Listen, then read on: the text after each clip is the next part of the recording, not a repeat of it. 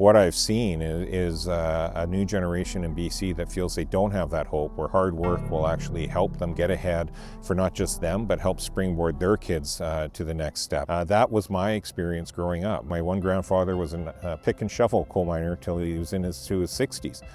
He provided for his family, and out of that, his kids, my father, those kids became doctors and accountants and teachers and contributed back to the community in meaningful ways. I've spent my life living in Kamloops, having leadership positions within the Kamloops community and provincially pretty much my whole life. Working in a family business from the time of a young age, and the 80s hit and high interest rates, and it was all hands on deck from the family to be there and do any and all that was asked of you within a family full-service hotel. And then I get into my political life where with a young family in Kamloops, I decided it was important for me to try to give back to the community. That's certainly what my parents had always instilled in me and demonstrated in Kamloops as well. And so I decided to run for City Council, where I thought as an elected official that would be a good opportunity for me to contribute to my community. In 2008, when I became the mayor of Kamloops, that's when the economic downturn was hitting all of North America.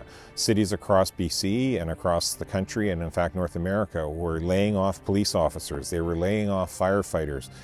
They were cutting back on services. Kamloops, we actually added to the police department. We added to the fire department. We added transit hours. We added to our park system. We added to our road system. We took care of the fundamentals. That type of skill set, based on the current economic challenges that BC is facing, is exactly what we need in the Premier's office. Somebody that knows how to focus government back into the priorities and still deliver those services without bankrupting the province like we're currently headed towards. I'm running to be leader of the BC Conservatives because we absolutely need to change the direction of this province. We need to reinstill that hope that people have lost in BC about working hard will actually help you get ahead, help you provide for your family, and help you provide for the next generations to come. That hope has been diminished greatly. We see people leaving to Alberta and other parts of the country in record numbers, just as we saw under the NDP in the 1990s. We need to restore British Columbia back to that prideful province that sees a future, that is truly leading the country. We should be leading the country when it comes to healthcare outcomes. We should be leading the country when it comes to economic outcomes. We should be leading the country